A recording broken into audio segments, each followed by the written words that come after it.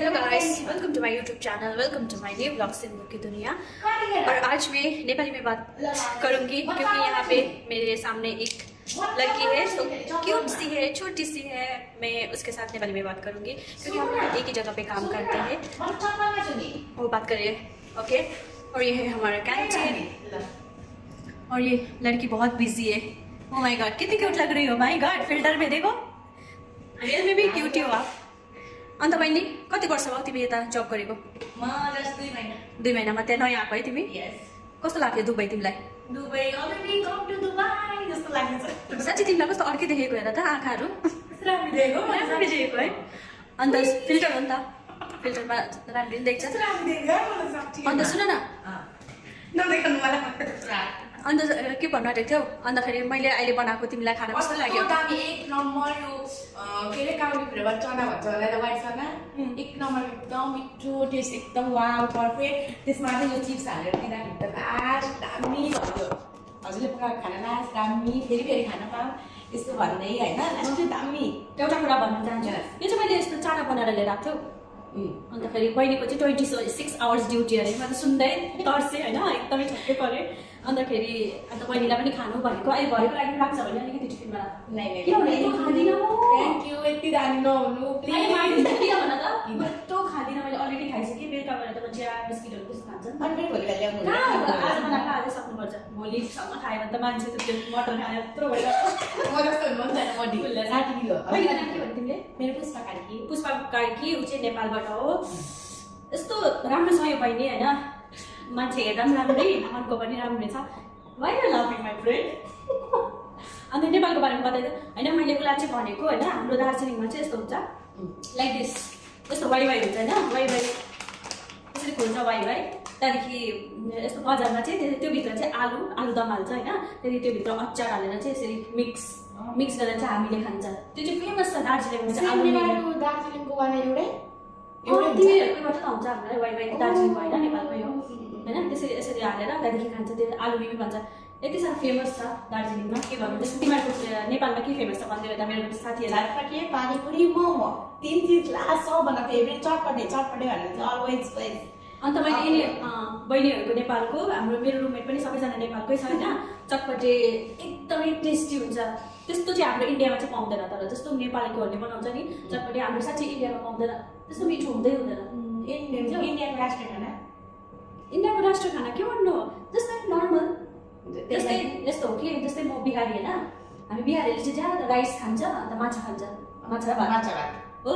अन्त फेरि नेपालीहरूको चाहिँ के भन्छ, यस्तै हो गुन्द्रुकको झोल। ओ माई गड, यस्तो दामी हुन्छ, चिसो चिसो त्यो वेदर हुन्छ नि त्यति बेला, गुन्द्रुकको झोल। अन्त भात, अन्त ढेँडो, अन्त उयोहरू पनि खान्छ उनीहरूले, पोर्कहरू पनि खान्छ मजाले बनाएर, दामी हुन्छ नि। नेपाली खाना त मलाई एकदमै मनपर्छ, अन्त नेपाली दार्जिलिङको नेपाली मनपर्छ, नेपालको केटी पनि मनपर्छ मलाई। अन्त अरू के बात गर्ने, यति भन्दै होइन न अहिले कहाँ हो, यति भन्दै अझ छ नि यहाँ। अन्त अहिले चाहिँ हाम्रो यता दुबईमा निकै पानी पर्दैछ होइन। वेदरको अपडेट दिँदै रहन्छु, जस्तै मैले उयसमा मेरो युट्युब च्यानलमा अहिले निकै पानी पर्दैछ। अहिले मेरो चाहिँ क्लोजिङ ड्युटी हो 3 to 12, तर आज घर जानु पाउँछ कि पाउँदैन रुम, किनभने गाडी त छ तर के भन्छ बाटोमा चाहिँ पुरा पानीले उयो। तिम्रो के भन्दैछ कम्पनीले? मेरो 24 घन्टा ड्युटी, म आज 7 बजे आएको, भोलि बिहान 8 बजे जाने हो। कसरी गर्ने 24 घन्टा ड्युटी पानी पिएर? मान्छे दिदीले खाना दिनु भयो। मान्छेले 12 आवर्स ड्युटी भनेको त सुनेको थिएँ, तर 26 hours duty in Dubai. My god, this is first time. कल नट 2 months 3 months। अन्त एउटा दिन गीत गाइज न, सुन्दिन न नेपालको मिठो गीत। नेपालको कुन चाहिँ गीत? नेपालको कुनै गीत छ भन, म गीत गाइदिन्छु है। म त्यसमा सपोर्ट दिन्छु। कुन चाहिँ? जुन नेपाली गीत? अब नेपाली त मलाई त्यति साह्रो याद छैन, तर कुनै छ होला नि त तिमीलाई नेपाली गीत याद? अन्त हजुरले गाउनु, म सपोर्ट दिन्छु। त्यो त गीतै याद छैन, अब अहिले अन द स्पट मलाई गीत याद हुँदैन कि। त्यो बहिनीले अब सोच्दा सोच्दा हो, म पनि आजको बेदा म त कस्तो राम्रो याद ला लु, मैले चिन्ने मान्छेहरूले मैले भने नि म फिल्टर चलाएर मलाई राम्रो देखेको भनेर, तर चिनिकन देख्यो भने चाहिँ रुन्छ होला। मलाई दिएको भने चाहिँ ठिकै छ नि, त्यही हो अलिकति गीत गाउनु छ। कुन चाहिँ गीत भन? जुन मलाई लाग्थ्यो चिसो चिसो छ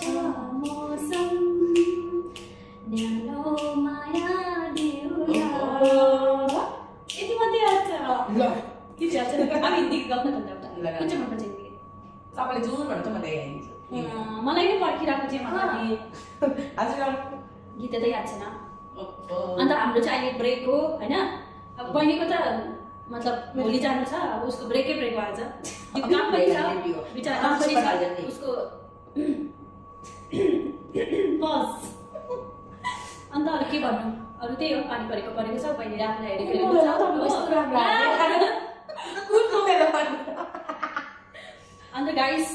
अन्त गाइस यस्तै छ हाम्रो यस्तै छ दुबईको चाहिँ कहिले पनि दुबई नआउनु होला जहिले पनि पढेर 2 वर्ष मेहनत गरेर आउनु म जस्तो पागल मान्छे चाहिँ नआऊ है कोही पनि दुबई 26 घण्टा ड्युटी नन स्टप हुन्छ त्यही भएर कोही नआउनु होला अन्त एउटा कुरा बहिनीले जस्तै भन्यो नआउनु दुबई भने फर मी मलाई चाहिँ दुबई एकदमै ज्यादा मनपर्छ मलाई यता काम गर्नु पनि मनपर्छ कोही बेला त साह्रै अल्छी लाग्छ होइन तर मलाई यस्तै इन्डिपेन्डेन्ट लाइफै मनपर्छ बट जाने बुझेर आएको राम्रो हो नजाने बुझे जस्तो हामीले दुबई भने त्यो कुदेर झगडा गरेर एकदम यो चाहिँ राइट कुरा भन्यो बहिनीले होइन इफ कोही पनि यता दुबई आउनु हुँदैछ भने त्यो कम्पनी हेर्नु कस्तो छ के छ स्यालेरी हेर्नु अलिक एकदमै कम्ती स्यालेरी छ भने चाहिँ नआउनु यता फाइदा छैन किनभने हामीले कतिवटा कुरा मतलब किनेर खानु पर्यो लगाउनु पर्यो होइन पुरै खर्च हुन्छ साँच्चै हाल्नु ल त्यो ब्लग साँच्चै हाल्नु अन्त के हो भन्नु तिमीले केही त भन्दैन त्यही भएर चाहिँ सोचे सम्झेर आउनु हामी त उताबाट कन्फर्म मतलब आकाश धरती साँच्चै छ हृदयको यो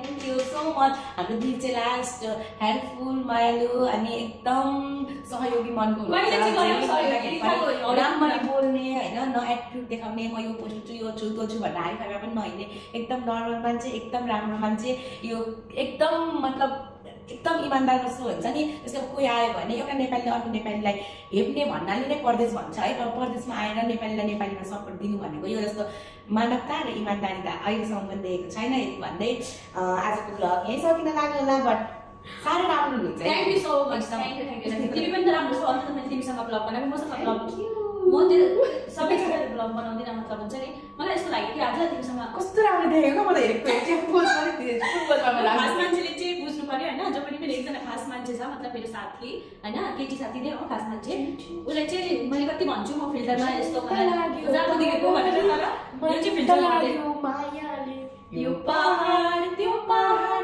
हेर्दै हेर्दै साराले जुन त लाग्यो मायाले मन त लाग्यो मायाले त्यो पहाड हेर्दा हेर्दै साराले बाइ बाइ मेरो च्यानललाई सब्स्क्राइब गर्नु भन्नु त हाम्रो दिदीको सारीलाई सब्स्क्राइब गरी सबैमा लाइक कमेन्ट सेयर फरवर्ड गर्नु मेरो च्यानलको नाम चाहिँ सिन्धु की दुनिया ओके भन्नु सिन्धु की दुनिया सिन्धु की दुनियालाई अल एभ्रीवन प्लिज सब्स्क्राइब नेपालबाट नि एकदम त्यति भन्दै आजको ब्लग यही सकिँदैछ। Thank you so